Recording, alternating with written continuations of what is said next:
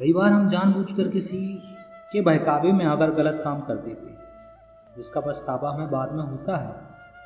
आज इस बहुमूल्य कहानी से हम जानने की कोशिश करेंगे कि जीवन में गलत काम को करने से कैसे बचें, क्योंकि आज जो हम करते हैं उसी का परिणाम हमें भविष्य में देखने को मिलता है। और यह आपने अपने आसपास के जीवन में भी देखा होगा कि कोई व्यक्ति गलत काम करता है तो उसका नतीजा भी गलत ही होता है। नारायण पंडित अपने समय के विद्वानों में से अधिक विद्वान और पूजनीय थे। नगर के बाहर जंगल में उन्होंने अपना आश्रम बनाया था, जिसमें दूर दूर से विद्यार्थी पढ़ने आते थे। पंडित जी के आश्रम में किसी प्रकार का भेदभाव या ऊंच नीच नहीं होती थी। राजा का बेटा हो या रंग का, सभी को समान रूप से शिक्षा दीक्षा दी जाती थी। पंडित जी की एक पुत्री थी जो तेजी से युवावस्था की ओर बढ़ रही थी। पंडित जी चाहते थे कि वे जल्दी जल्दी योग्य वर ढूंढकर उसका विवाह कर दें और इस फर्ज से मुक्त हो जाएं। उनकी बेटी बड़ी सुशील और बुद्धिमान थी।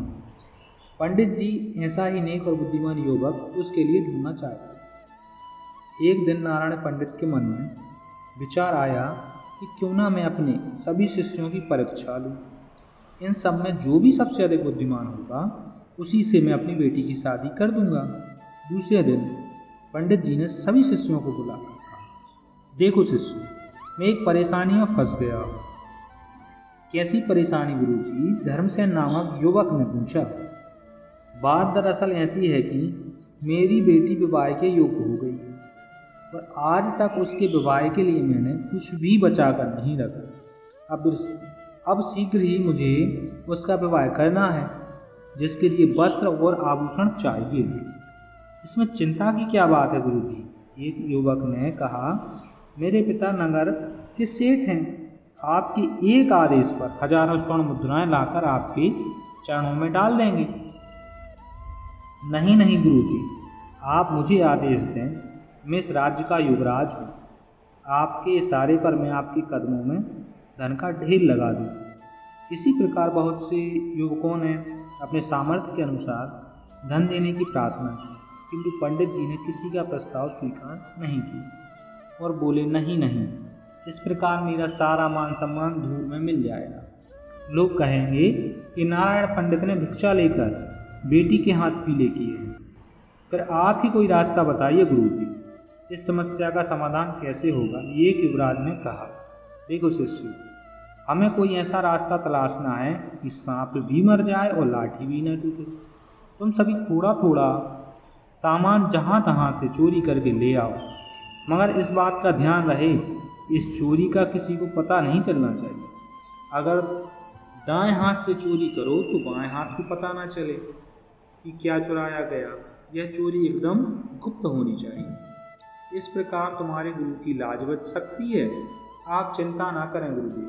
सभी शिष्यों ने एक साथ कहा, हम ऐसा ही करेंगे। इस प्रकार सभी शिष्य अपने अपने प्रयासों में लग गए। जो भी शिष्य कोई वस्त्र आभूषण चुरा कर लाता वह चुपचाप पंडित जी को दे देता। कुछ ही दिनों में गुरु जी के पास ढेरों चीजें एकत्रित हो गई। हर शिष्य द्वारा चुरा कर लाई गई वस्तु पंडित जी अलग अलग रख देते थे। कुछ दिन गुजर जाने के बाद पंडित जी ने देखा कि लगभग सभी शिष्य कोई न कोई चीज चुरा कर ले आए, मगर धर्मसेन नामक युवक आज तक कोई भी चीज नहीं लाया।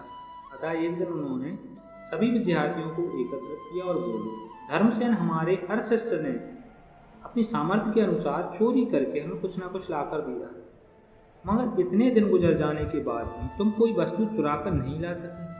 क्या तुम नहीं चाहते कि तुम्हारे गुरु जी की चिंता दूर हो? चाहता हूँ गुरुदेव, दिल से चाहता हूँ। तो तुम आज तक कोई चीज चुरा कर क्यों नहीं लाए? कैसे चुरा कर लाता गुरुदेव? आपकी आज्ञा ही ऐसी थी जिसने मुझे बार बार चोरी करने से रोका। क्या मतलब? नारायण पंडित पैनी नजरों से उसकी ओर देखने लगे। अन्य शिष्यों ने भी चौंक कर उसकी ओर देखा। गुरुजी ने स्वयं चोरी करके लाने को कहा। फिर यह किस आज्ञा की बात कर रहा है? गुरुजी, धर्मसेन ने कहा, आपने ही तो कहा था चोरी करके लाना है, लेकिन इस चोरी का किसी को पता ना चले, यहाँ तक कि दायां हाथ चोरी करे बाएं हाथ को भी पता ना चले। हाँ, कहा था, मगर इसमें क्या परेशानी थी? गुरुदेव ने कहा, गुरुदेव, आपने ही तो हमें यह सबक सिखाया है कि ईश्वर सब कुछ देखते हैं, फिर मैं ईश्वर से इस चोरी को गुप्त कैसे रख सकता? बस यही कारण है कि आज तक कुछ भी चुरा कर नहीं ला सका। धन्य हो तुम, धन्य हो बेटे। नारायण पंडित ने शाबाशी से उसकी पीठ ठोक कर सभी छात्रों के सामने उसे सीने से लगा लिया और बोले, तुम मेरे सच्चे शिष्य हो। फिर अन्य शिष्यों से मुखातिब होकर बोले, देखो शिष्यों, मुझे इस बात की खुशी है कि तुम सब मेरे आज्ञाकारी शिष्य हो और तुम सब ने मेरी आज्ञा का पालन भी किया है। मगर मेरे बच्चों, आज मैं तुम्हें एक शिक्षा और देता हूँ।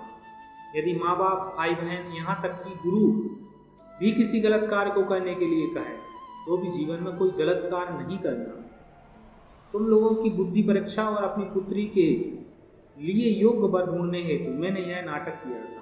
धर्मसेन को मैं अपनी पुत्री के योग्य वर मानता हूँ।